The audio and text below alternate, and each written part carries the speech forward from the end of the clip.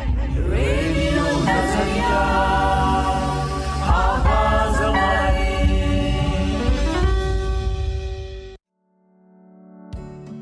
Welcome to radio नजरिया 107.8 आवाज हमारी, और मैं हूँ आपकी दोस्त जानी पहचानी गुलनाज। शहरनामा की आज की खास पेशकश में आप सभी का तहे दिल से इस्तकबाल करती हूँ। शहरनामा के तहत हम हमेशा एकता, बंधुता और समानता का जिक्र करते हैं। हमारे अहमदाबाद की रूह को महसूस करने की कोशिश करते हैं। हमारे अहमदाबाद के कलाकारों पर तवज्जो करते हैं। तो दोस्तों, आज शहरनामा की खास पेशकश में हम ऐसे कलाकार से मुलाकात करेंगे जो अपनी कला के जरिए लोगों तक पहुंचने की कोशिश को बरकरार रखते हैं। अगर उनकी चंद बातें मैं आपके साथ साझा करना चाहूँ तो जिस वक्त मेरी और रवि जी की बातचीत हो रही थी, उस दौरान उन्होंने मेरे सामने जिक्र किया कुछ साल पहले उन्हें साइकिल गिफ्ट में मिली, तो उनके जहन में आया कि इसका उपयोग कैसे कर सकते हैं। फिर उसके बाद उन्होंने सोचा कि क्यों ना मोबाइल के ज़रिए एक ऐप के ज़रिए ऐसे शुरुआत किया जाए कि एक दूसरे को वो बुक दे सकें जिसका कोई चार्ज ना हो। इस तरीके से रवि जी ने आगे बढ़ने का और लोगों तक पहुंचने की शुरुआत को हासिल किया। तो दोस्तों, चलिए हम ऐसे शख्स से मुलाकात करते हैं और उनके बारे में जानने की कोशिश को जारी रखते हैं। मेरा नाम रवि रंजन पाटिल है। मैं इधर अहमदाबाद में रहता हूँ और अभी मैंने जस्ट मास कम्युनिकेशन का मास्टर्स डिग्री मैंने कंप्लीट किया है। और मैं पिछले 6-7 सालों से नाटकों के साथ जुड़ा हुआ हूँ, स्ट्रीट प्लेस के साथ जुड़ा हुआ हूँ, फिल्मों के साथ जुड़ा हुआ हूँ, फिर वीडियोग्राफी, फोटोग्राफी जो फ़ोन में मैं ऑलमोस्ट करता हूँ, तो ये सारी चीज़ों से मैं जुड़ा हुआ हूँ। वॉइस ओवर्स, डबिंग हो गया, ये मतलब कला के जितने माध्यम ऑलमोस्ट मैं सारे कुछ ना कुछ ट्राई करता रहता हूँ। मैं अभी एक्टिंग करता हूँ, तो एक्टिंग मुझे लगता है कि वो स्टोरी टेलिंग है, किसी को कहानी बताना कैरेक्टर के थ्रू। तो मुझे लगता है जब मैं स्कूल में था, मेरे घर पे टीवी नहीं है, कुछ नहीं है, और वैसे टाइम पे मैं मराठी हूँ, तो मैं गांव में जाके जब मराठी गाने सुनता था, तो वो मराठी गाने यहाँ पर आकर गुजराती और हिंदी भाषी श्रोताओं के बीच में गाता था स्कूल के अंदर। जब टीचर खड़ा करते थे, क्या हो ये करो, तो मुझे एक मज़ा आता था कि भाई मैं खड़ा करके कुछ परफॉर्म करूँ वहाँ पे।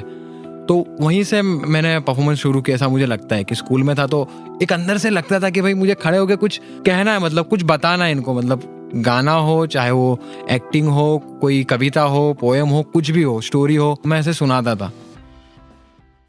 रेडियो नजरिया, आवाज हमारी।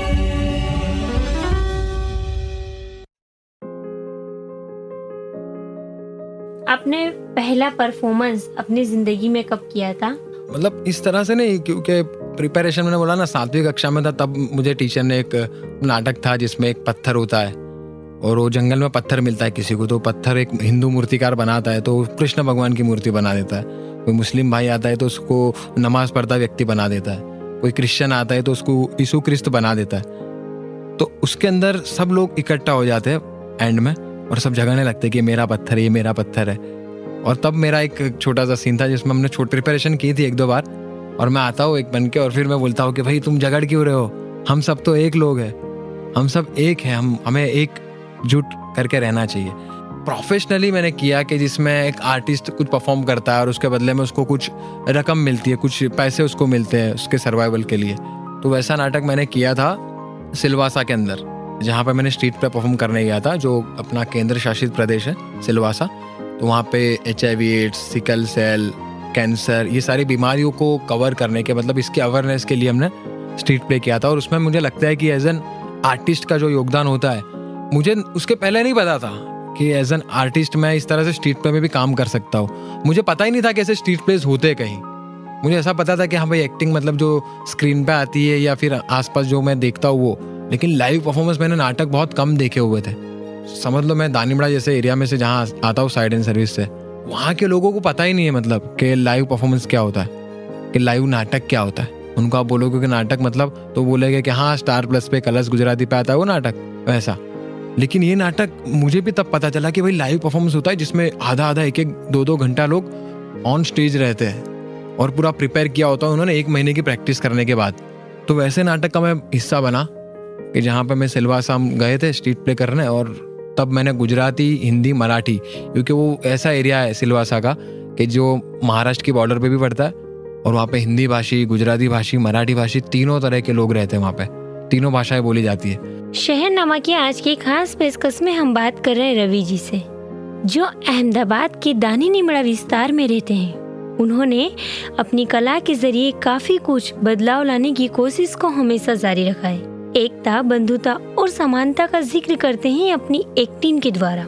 आगे रवि जी से गुफ्तगू जारी रखते हैं। सुनते रहिए रेडियो नजरिया 107.8 आवाज हमारी, मेरा तारुफ है गुलनाज। रेडियो नजरिया आवाज हमारी।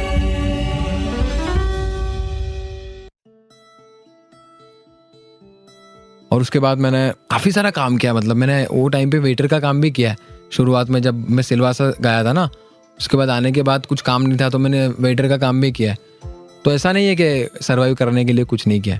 टिंग भी किया है, वेटर का काम भी किया है, कि इवेंट मैनेजमेंट में भी किया, और फिर एडी का काम भी किया है किसी फिल्म में, आर्ट डायरेक्शन के एडी में भी काम किया है, स्पॉट बॉय का काम भी किया है। कहीं बड़ा नाटक जो करते हो स्टेज पे, उसमें बैक स्टेज भी होता है। तो काफ़ी सारे नाटकों में मैंने बैक स्टेज किया है। और 2016 में यहाँ पे भारत रंग महोत्सव हुआ था जो नेशनल स्कूल ऑफ ड्रामा का था। तो मुझे एक नेशनल स्कूल ऑफ ड्रामा से बहुत वो था कि भाई NSD national school of drama, जहाँ से नसरुद्दीन शाह, नवाजुद्दीन सिद्दीकी, बड़े बड़े एक्टर्स वहाँ से पास आउट हुए। तो उनका भारत रंग महोत्सव, तो वहाँ पे मैं वॉलंटियरिंग क्यों नहीं कर सकता। तो मैंने 2016 में वहाँ पे वॉलंटियरिंग भी किया था भारत रंग महोत्सव में जो अहमदाबाद में हुआ था।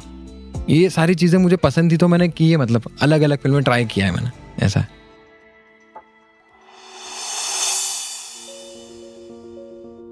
कौन कौन सी फिल्मों में आपने काम किया है, उसके बारे में थोड़ा बताइए हमारे श्रोताओं को।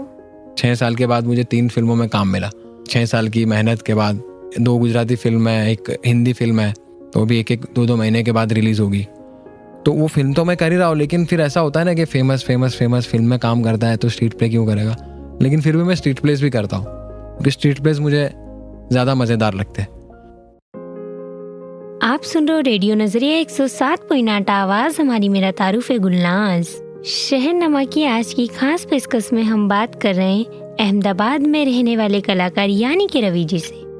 दोस्तों, रवि जी की लाइफ में बहुत से उतार और चढ़ाव हुआ है, जहाँ पर उनके पूरे परिवार ने ये फैसला लिया था कि अब उन्हें कलाकार नहीं बनने देना है।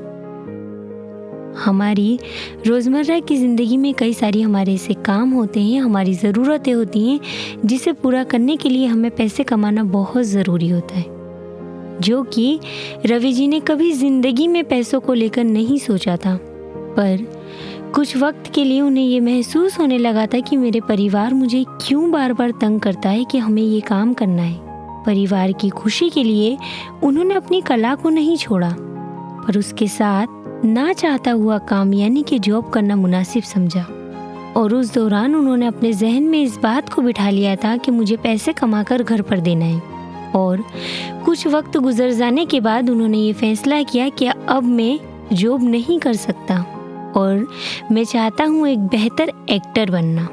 इस तरीके से उन्होंने एक्टिंग फील्ड को कभी नहीं छोड़ा और अपनी कला को जिंदा रखा। और आज वो इस मुकाम तक पहुँचे हैं कि भारत की बॉलीवुड फिल्मों में काम कर रहे हैं। आगे भी हम उनसे बातचीत का सिलसिला जारी रखते हैं। सुनते रहिए रेडियो नजरिया 107.8 आवाज हमारी, मेरा तारुफ है गुलनाज।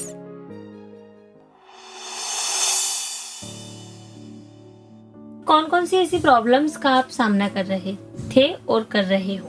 प्रॉब्लम्स ऐसी कुछ बचपन से प्रॉब्लम्स ही देखी होगी मैंने शायद, क्योंकि मम्मी पापा दोनों मजदूरी करते हैं। मम्मी लोग झाड़ू पोछा करने आती है, पापा है कि वो बेरोजगार थे पहले, और अब तो उनको पैरालिसिस भी है, और हमारे खुद का घर भी नहीं है अभी।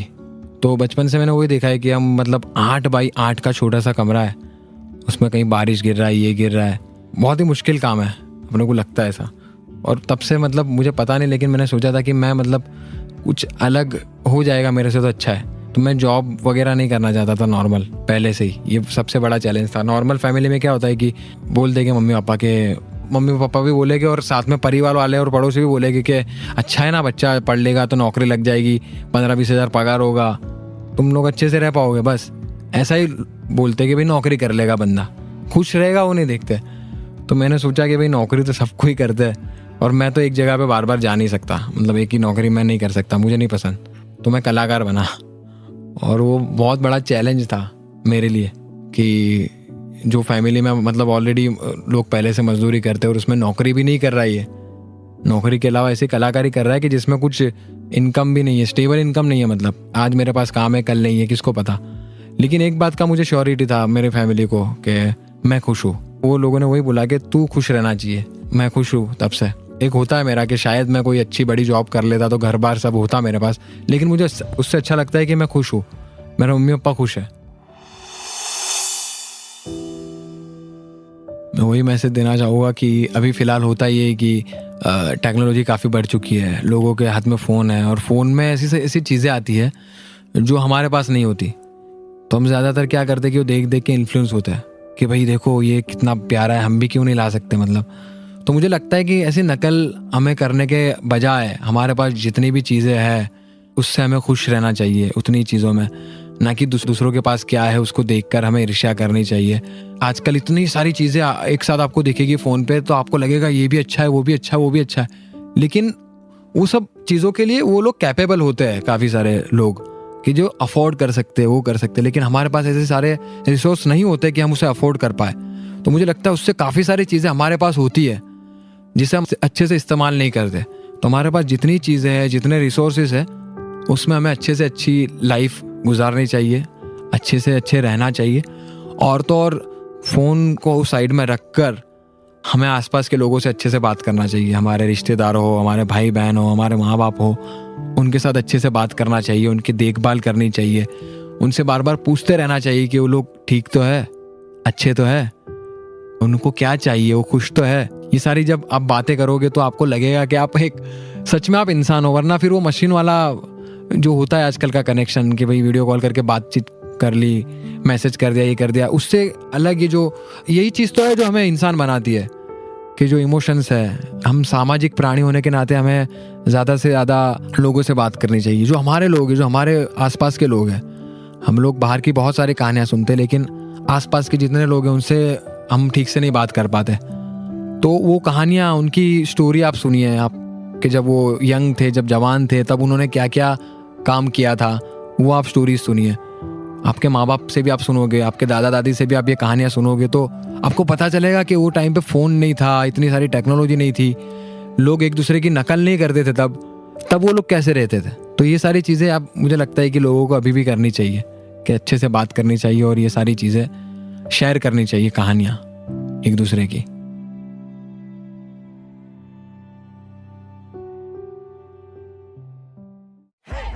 रेडियो नजरिया, आवाज हमारी।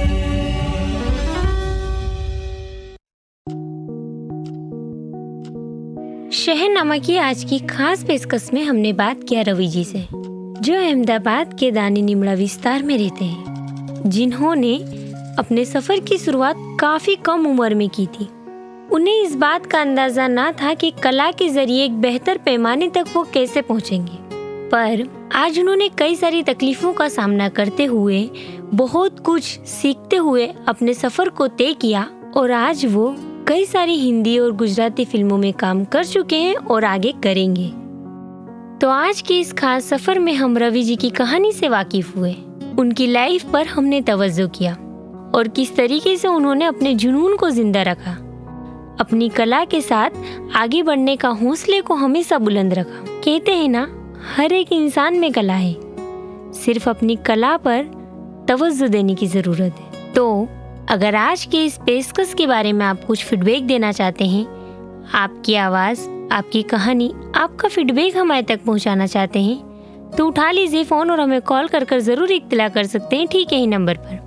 हमारा नंबर है 8849749472 पे।